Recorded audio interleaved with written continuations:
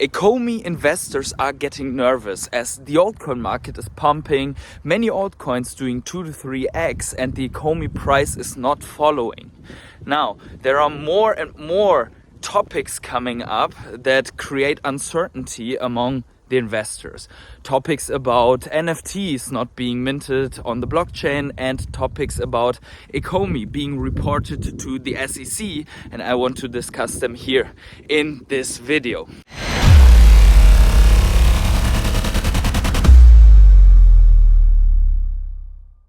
Hey everyone, it's the Patient Hodler coming at you with another video from the snowy and icy German fields. And today we're going to discuss the Ecomi uncertainty, FUD topics around the Ecomi token and give my personal views on this.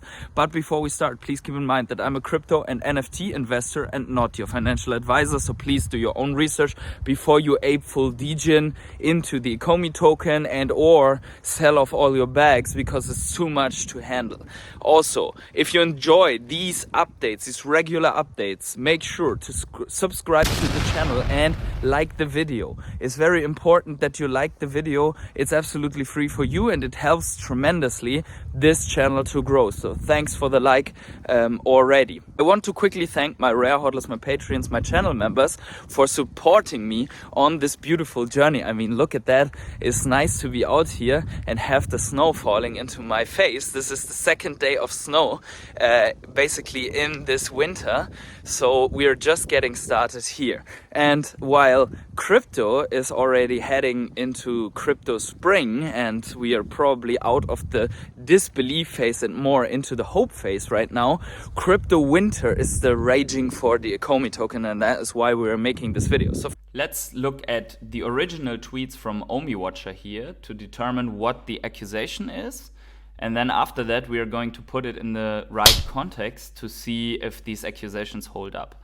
So 65% of the Omi business development token funds have been misappropriated to the project owners, advisors, and board members.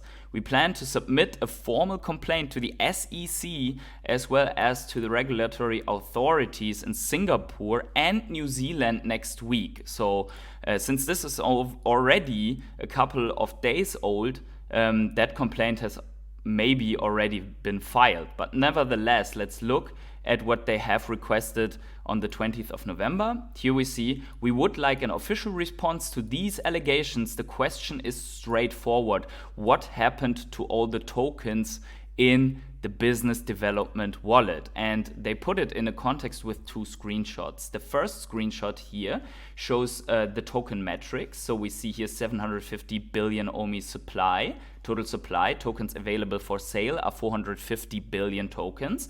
Because this is ICO, ICO, public and private sale, 150 billion Omi in the ICO. And then we also have in-app purchases, 300 billion, that's the reserve wallet, plus the vault wallet, plus the burn wallet.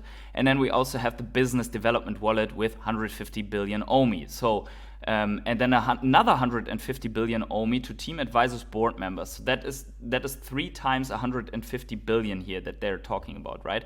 And then the claim is here that we have a picture of use of funds. Licensing and acquisition is 55%, product development 22.5%, marketing expenses 15%, business operation 5%, and legal expenses 2.5%. Now, looking again at the text is what happened to all the tokens in the business development wallet, and them claiming that basically that these tokens have been misappropriated when they took something out of one wallet and put it to the owners of the smart contract accident, meaning that when they locked up 97.8 billion tokens, that they used tokens from the business development wallet, that according to this screenshot, that would be misappropriation, right? But let's look at the original source of that screenshot. And the original source is the Ecomi white paper. And here we can see where the screenshots are taken from. We see here the token metrics, and then we can see the use of funds, yeah? But let's look a little bit deeper what that actually means, because Omi Watcher, in my opinion, and please prove me wrong if that's not correct, has ripped those two tables out of context. That is very important. They are out of context. Let's read together. Regarding the Omi token, purchasing tokens as Ecomi Collect is targeted, Ecomi Collect is the old name for veve, is targeted to the mass market. It is of the utmost importance. The onboarding and purchasing of Omi tokens remains a task that can easily be carried out by consumers with zero knowledge or understanding of the blockchain and cryptocurrencies. To facilitate this, users will acquire Omi tokens using credit card, debit card, or in-app purchases. This has not been implemented until today, but it's another story. When a purchase is made using Omi tokens, the tokens involved in the transaction are exchanged for digital collectible and then expire. After a successful purchase, the invalid Omi tokens are sent to an inaccessible smart contract where they reside permanently. So that is the burn mechanic that they initially intended and also used within the veve app. So that veve app basically moved tokens from the in-app purchase wallet to the Vault wallet when tokens were in the app, and then to the burn wallet. I have made videos 2 years ago about this. If you want to check them out, go way back on my channel. Now, we see here that these are the overall token metrics. And then we see the second table here that says use of funds.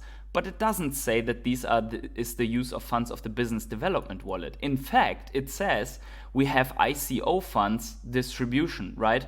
So we see here that the use of funds refers to what they are going to do with the funds raised in the ICO, and not what they are going to do with the tokens from the business development wallet. So actually there is no promise that says that they can only use the business development wallet for this. Yeah, it says here ICO funds distribution, and that is the funds that they raised in the initial coin offering. When they launched the Ecomi token to the initial investors, they are going to use 55% of that money for licensing and acquisition, 22.5% for product development, 15% for marketing expenses, business operation 5%, and legal expenses 2.5%. That is how they are promising in this white paper to use the funds, once again, to use the funds of that ICO. And then we see token lockup periods, ICO 0 month, in-app purchases are 0 months, Ecomi team board members 12 months, right? So that is what is really being said here. And then let's look also at the pitch deck from Ecomi, probably from before the ICO. We see here the overview of the founders, what is planned with the app, and also they have deviated the app. Are we going to accuse them now of not delivering the correct product because they promoted this product, or is our veve app looking better and no one cares, right? So this is the pitch deck of the initial use. And also if we go in this pitch deck, maybe we can look at this pitch deck if you want that, let me know in the comments below a little bit later. There's also the Ecomi Collect roadmap, right? If we look at the roadmap, we see a lot of milestones here, like 15 additional brands. I think they have surpassed that quite a bit. So this is the initial roadmap: collectible customization, digital collectible integration with third-party software, gamification of collectibles in phase 3, and so on. So there is a lot of milestones. And here we also find the same thing. Here we find the same table from the white paper with total supply circulating, and we also find the token distribution. Once again, it doesn't say that this is what they can do with the app. So we see once again, use of funds is a little bit more specified here. License acquisition, pay minimum guarantees to secure additional licenses. Software development, continue to build the Ecomi Collect cross-platform application. Hardware production means production of the Ecomi Secure wallet and the digital wallet for digital collectibles. Expand the team with top-class talent. Market execution, rollout of global marketing strategies. That's what the initial funds are being used for, right? So I think in that sense, if we are always talking about the Ecomi and veve team being misleading and not giving the correct information, don't you think, and that is an open question, and I am open to any debates here, but don't you think that these two screenshots put together like that after everything you have seen right now is a little bit misleading? Let me know in the comments below what you think about that. I am completely open all the time to criticism, but this here is not enough. And in the light of the threat and the allegation of misappropriation of funds, embezzlement and financial fraud, I don't know. This is very hard allegations and not enough to back this up, because I really want to see a source where it said that the business development wallet can only be used, the tokens after the ICO can only be used for that. And I didn't find any source of proof of that, although I tried to find something. But yeah, that is basically it. Now back to the forest. I mean, we knew already that 97.8 billion of those tokens have been locked up in this accident. So that was not new. That is actually everything you can get. And then we have 97 billion tokens accidentally locked up in a smart contract error and locked away for, I think, 18,000 years or even 180,000 years, something around that. So they will never appear in the markets. I don't want to hype it too much, but I know that all their token holders are about to become pretty happy about this. Well, I'm assuming they will. But yeah, maybe you want to explain sort of what's happened here and you know, when it came to vesting for the founders and advisors tokens. I'll leave that to you. Yeah. So yeah, end of last year we were putting together all the smart contracts for the tokens. For the founders token vesting.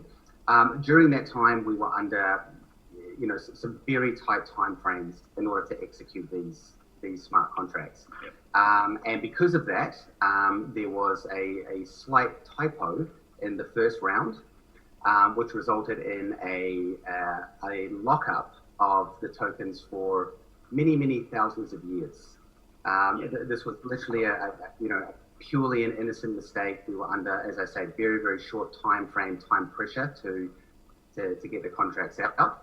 But ultimately, the upside of this is that there are now almost 115 billion OMI tokens effectively now out of circulation.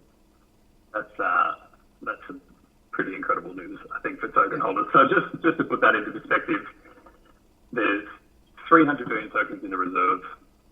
And initial investors that have been taking part in the seed rounds should have known that 150 billion was the initial proposal, and after that this was only 40 billion. So all the initial investors that were around at that time should have asked themselves why this business wallet has decreased by over 97.8 billion tokens, and then also they should have known that these tokens were then going to other wallets, and that the whole sum of those tokens is what we have today, like an allocation what we have today. So the 97.8 billion tokens must have gone somewhere. So if you're an initial investor, you are asking that question, right? So why has never one of the initial investors brought up that question during the bull run, or also during the last years, 1.5 years of the bear market in the Ecomi token? Why is it that now this misappropriation claim is coming up and not 1 or 2 years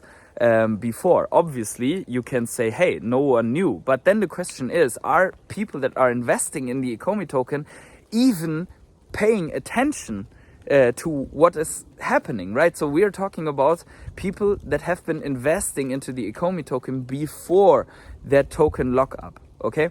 So I have come in when all of that already happened. So the question now is, OMI Watcher, are you one of those early investors? Are you invested in the Ecomi token? And what is the goal that you are trying to achieve here?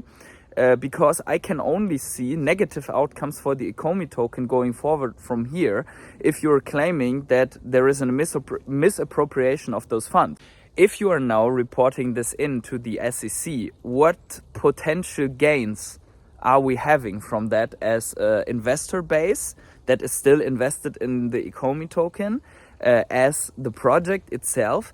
And so who can win from that? That is the big question, because I really am asking this from a neutral stance. What are you and we and everyone else trying to achieve here? Is this about value for the project? Is this about clarity? Is this about regulation? Is this about making gains in the crypto market? Is this about Omi being a security or not, right? And here is the next point. The people that invested into the Ecomi token, they did not buy stocks. So they do not have a decision right by owning the Ecomi token. That was never part of the value proposition. So in that sense, we always said that we do not want that Ecomi is labeled as security. So therefore, Ecomi cannot be treated as a stock.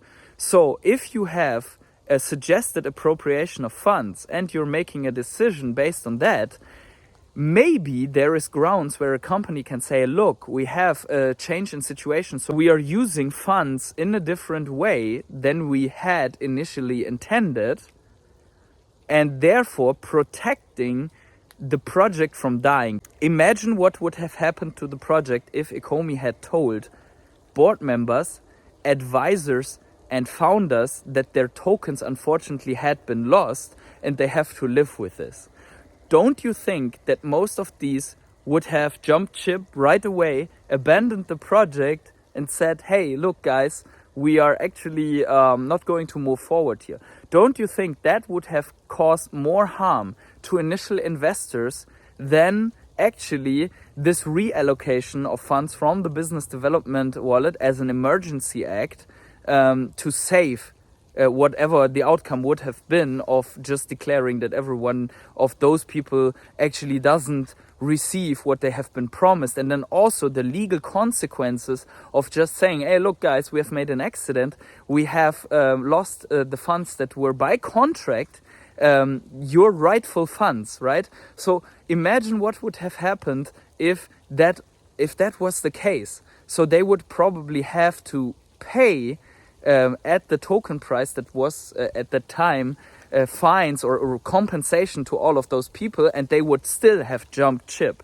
So I think we need to really see what is the consequence here of what we're talking about. And then, again, as an Omi token holder, you do not have the same rights as if you're holding a stock, a security, right? So that is exactly one of the big differences. You only are investing based on certain things that you know at the time. For example, you know at the moment that Omi doesn't really have much of a utility, but there are some utility promises.